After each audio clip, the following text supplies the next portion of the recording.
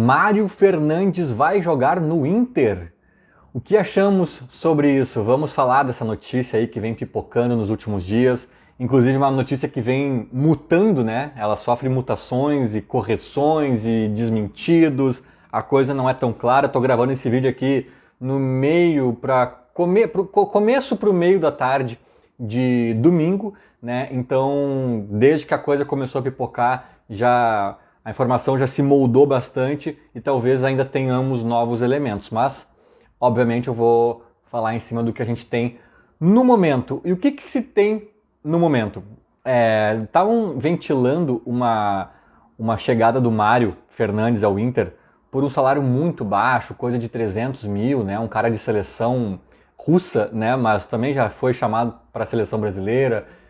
Um lateral direito que pode fazer às vezes de volante até mesmo, e principalmente de zagueiro. Então é um cara que, enfim, né, joga bem, tem um grande futebol nos pés e seria uma contratação muito boa por um valor mais baixo, talvez com gatilhos de produtividade. As primeiras notícias vinham mais nesse sentido, tá? Que talvez tivesse um gatilho ali, porque o Mário, ele meio que tá vivendo um ano sabático, né? O Mário é uma aposta. Embora seja um grande jogador, ele é uma aposta. Porque tem 32 anos já, e é aquilo que eu sempre digo, né? O Zé Roberto foi campeão brasileiro com o Palmeiras com 42, 43 anos, sendo titular. Bonito. O Caio Ribeiro, comentarista da Globo hoje, se aposentou aos 33, né? Então, cada um tem seu metabolismo, tem sua história de vida, tem um monte de questão envolvida, e a partir dali dos 32 já dá para se dizer que cada caso é um caso. Tem gente que vai estar em alta ainda, tem gente que já vai estar caindo, tem gente que já vai ter praticamente acabado, né? Então, 32 por si só já não é mais nenhum guri, e principalmente um cara que ficou parado meio ano, ou mais de meio ano até, nesse período sabático aí em que ele pede uma rescisão, lá, uma suspensão do contrato lá com o Moscou, lá, enfim, o time dele lá na Rússia, Spartak Moscou, e ficou pensando na vida, descansando, né? A Rússia lá também tá meio conturbada a coisa, então já aproveitou esse embalo para dar uma espairecida.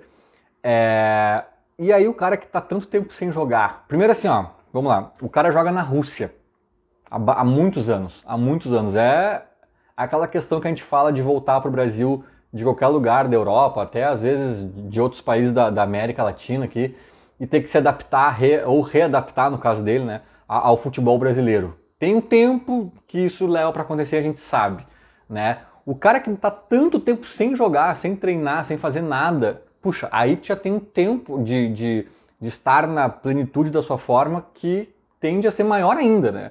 E quando o cara tem 32 anos é diferente do cara ter 20. Então, né, o metabolismo e tal, e a coisa talvez demore um pouco para engrenar, e sabe-se lá, inclusive, se vai engrenar. Então, meu povo e minha pova, sem dúvidas é uma aposta. Mas é seleção da Rússia e não sei o que, é bem conceituado lá na Rússia. Sim, mas é uma aposta. É uma aposta por tudo isso que eu acabei de falar. A gente poderia aqui ficar 10 minutos falando das credenciais do Tardelli. Nossa, já foi da seleção brasileira, fez gol em final de Copa do Brasil, Galo contra Cruzeiro, clássico, decisivo, matador, ganhou não sei o quê, papapá. Ele chegou, né, da China com a idade que tinha, era só juntar Lé com Cré e ver que era uma aposta, né? Infelizmente uma aposta que deu errado, e uma aposta caríssima também, né? Pois, falando em caríssima, as notícias que daí foram se completando no final do dia, dão conta de que não tem esse pau. O próprio empresário lá, o Machado, né, do Mário, disse, cara, quê? Quem é que tá dizendo aí que ele vai chegar por um valor baixo? Disse que não. O valor do Mário Fernandes beira R$1 milhão por mês. R$1 milhão por mês. As notícias que eu vi que deram números mais redondos, assim, mais especificados, assim, né, o salário dele, falaram em R$900 mil por mês, ainda com alguns gatilhos e bonificações, dependendo de produtividade ali, né, e metas pessoais ali do atleta. Ou seja, pode passar de R$1 milhão, né? Isso é muito salgado. E aí, Falaram até que, nossa, o Renato não quis o Mário, né? Já foi desmentido por algumas pessoas e tal. O Renato, obviamente, quer o Mário. Ele quer qualquer jogador que seja bom, tenha qualidade. Mas eu acho que essa história deve ser fake, né? Como algumas pessoas estão dizendo que é. Porque isso não deve nem ter chegado no Renato. Se a direção do Grêmio, e sim, é sabido que a direção do Grêmio especulou, foi atrás, quis saber, quis entender, né? E aí, Mário, qual é que é a situação? Se a direção do Grêmio fez isso e ouviu essa questão salarial, não levou adiante. Não chegou o Renato, e aí, o que tu acha? Né? Mas vamos ver. Não, cara. 1 milhão. Né? Eu vi até alguém falando no Twitter, acho que foi o Jefferson Thomas, né? Conselheiro do Grêmio lá, grande sujeito, o Patrola. O apelido dele é Patrola. O Jefferson falou alguma coisa nesse sentido. Imagina todo esse desgaste com o Kahneman, uma negociação difícil, vai e vem e reduz drasticamente para 500 mil por mês, e gatilho, e não sei o que, e pinta e borda. Aí chega o Mário Fernandes aqui ganhando 1 milhão por mês. Imagina, começa que tu já começa tu já começa nesse movimento a implodir o vestiário, né? Kahneman, bicampeão da América, né, com o Grêmio, com o São Lourenço, campeão do Brasil com o Grêmio, campeão da Argentina com o São Lourenço, convocações para a seleção da Argentina, ídolo no Grêmio, né, o xerife, o cão, o cachorro louco, né, o cão de guardas e tal. Cara, aí tu vai chegar o Mário ganhando o dobro, porque 900 mil e mais não sei o que seria o dobro, né? Não. Então é bem razoável que o Grêmio não tenha entrado correndo nessa. Como eu digo, não entra correndo que tu vai tomar janelinha. E aí quando eu tava pensando em fazer esse vídeo, eu até ia dizer uma coisa, mas eu repensei. O que eu ia dizer, tá? Porque eu acho que ainda faz algum sentido em algum nível. Eu ia relembrar, porque eu sempre falo aqui, né, do executivo de futebol, de que tem que ter um cara inteligente, safo, debruçado nisso 24 horas por dia, né, como o Rodrigo Caetano, como outros nomes que a gente fala. E eu sempre lembro muito do Rui Costa, que para mim foi um dos últimos nomes mais lúcidos do Grêmio, nesse sentido, assim, né, que plantou muita coisa ali que a gente foi colher em 2016 e 2017. Muito tiro certeiro. Alguns talvez até por sorte, né? Vamos combinar, não estou dizendo que ele é um gênio da lâmpada. Talvez o Jeromel veio porque o empresário dele era gremista também, tem uma história meio assim, também teve sorte daqui, dali. Pode ter muita sorte envolvida nas bolas dentro que o Grêmio deu, tanto com o Rui Costa como antes. Eu acredito até que sim, né? Mas, cara, foi muita bola dentro, né? Como eu sempre digo, achar um Jeromel, sabe? Achar um Dudu, né, lá no Dinamo de Kiev, várias coisinhas que a gente vai lembrando, assim, que foram incríveis e que hoje em dia, há anos já, né, há mais de 2 anos, com certeza o Grêmio não tem essas sacadas. É só contratação óbvia, é só contratação que jogou bem contra o Grêmio, que jogou bem contra o Inter, que era treinado pelo Renato, que não sei o quê, que, sabe, entende? Até assim, uma contratação do Rui Costa que deu errado, que eu sempre falo que foi uma boa tentativa, o Bolanhos. Cara, o Bolanhos até nem era tão criativo assim a contratação, ela tinha um quê de óbvio, porque ele tinha sido da seleção da Libertadores de 2015, se eu não me engano. Né? 2015 ele foi bem, tinha uma seleção da Libertadores e o Bolanhos fazia parte. Então, assim, também não era lá a maior criatividade do universo, mas sabe, cara, a gente fica nessa, de daí traz o Edilson de novo, não sei o quê. Sabe? Cadê a criatividade? Eu até vejo nesse Carbacho que o Grêmio ainda está tentando, né? E no Cristaldo, que parece que a coisa tá evoluindo também. Já vejo um pouco desses ares, assim, ufa, alguém tá olhando 1 metro acima do nariz, sabe? 1 metro pro lado, pro outro. Então, eu sempre falo dessa questão do executivo de futebol para falar de contratações criativas, certeiras, pegar jogador barato, tipo o Dudu, lá no Dinamo de Kiev, né? Por empréstimo e que dá um caldo e tal. Mas essa inteligência, esse profissionalismo, né, esse olhar profissional no futebol, também é muito importante. E aí, se a gente for lembrar dos últimos 2 anos de Grêmio também, 2, 3 anos de Grêmio, vocês vão concordar comigo. Também é muito importante para saber dizer não. Para não trazer jogadores. Talvez o Tardelli, se tivessem pesquisado um pouco mais, entendido um pouco melhor, talvez o Campas o Campaz 22 milhões de reais, se tivessem, né, processos um pouco mais profissionais e robustos e tal, entendem? Então o dizer não também é importantíssimo por dois motivos óbvios, porque evita que tu gaste dinheiro à toa e quando tu gasta esse dinheiro à toa, tu deixa de gastar o dinheiro certo. Quando o Grêmio contratou o Campaz, além de contratar alguém errado e jogar dinheiro no lixo, o Grêmio deixou de contratar um cara para o meio de campo que de fato precisava naquele momento. Né? Então é a falsa solução e gera um gasto importante.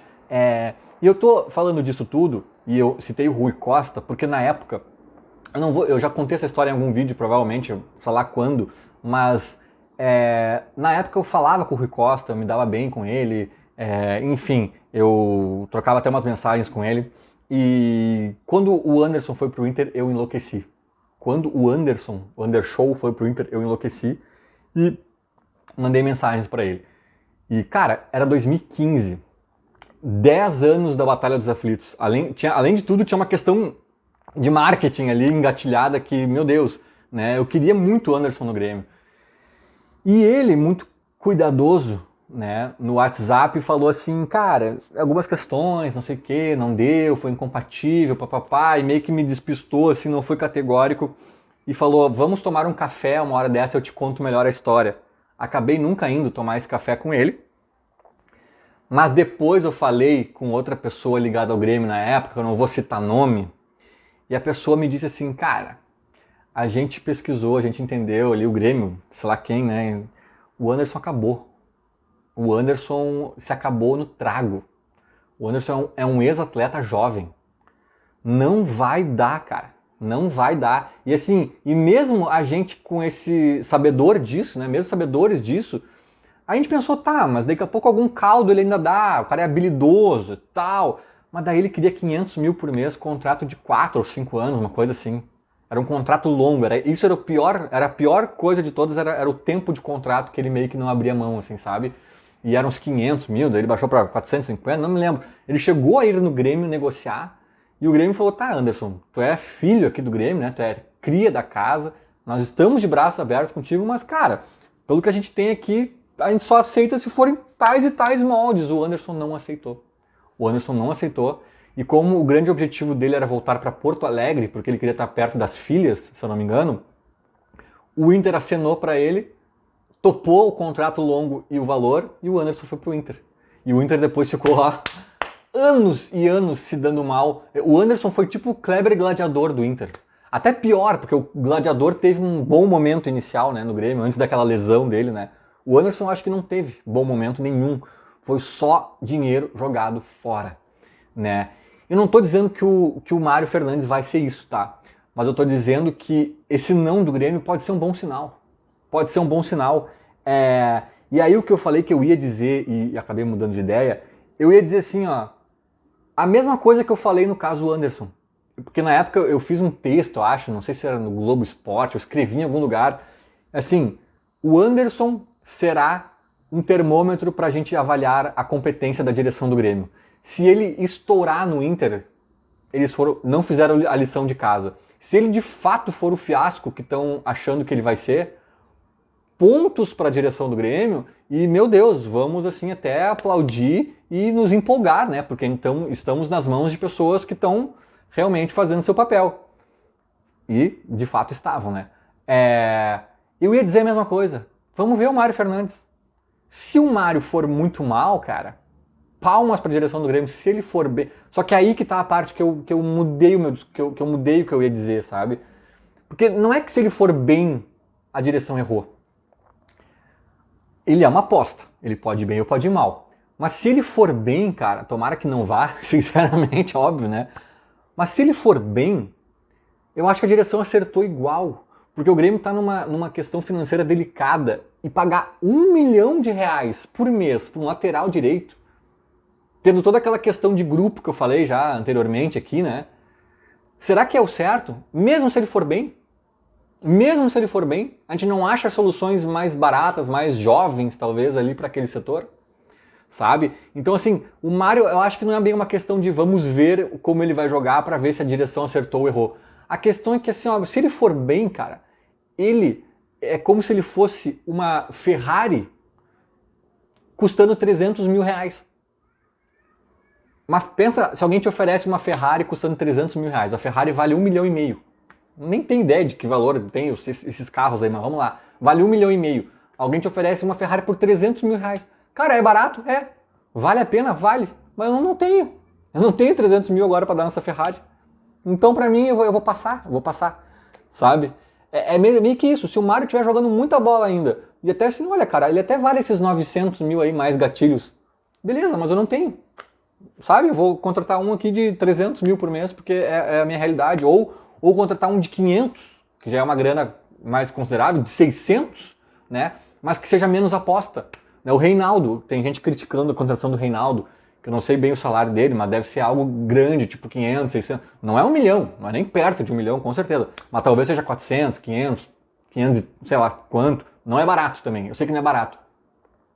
Agora, ele estava jogando, né, até ontem. A gente sabe que ele está jogando, a gente sabe mais ou menos o que ele rende ainda, né, e não tem nenhuma surpresa. E o Mario, além de tudo, tem um fator surpresa. O cara tá há quase um ano sem jogar. Meses, eu não sei quantos meses, 6, 7, sei lá, 8 meses sem jogar. Sabe? Então tem tudo isso no combo e eu acho que... Eu cheguei a pensar que o Grêmio estava errando, tá? Eu cheguei a pensar que o Grêmio estava errando. Mas se os valores são estes e não há negociação, né, a lá Undershow, aí o Grêmio meio que não tem o que fazer. Não é nem uma questão de opção, não quisemos. Não, é uma questão de nem conseguimos prosseguir com esse papo. Valeu, Mário, boa sorte aí, mas nesse atual momento do Grêmio, infelizmente, não dá. Feito? Era mais ou menos isso. Falou, abraço.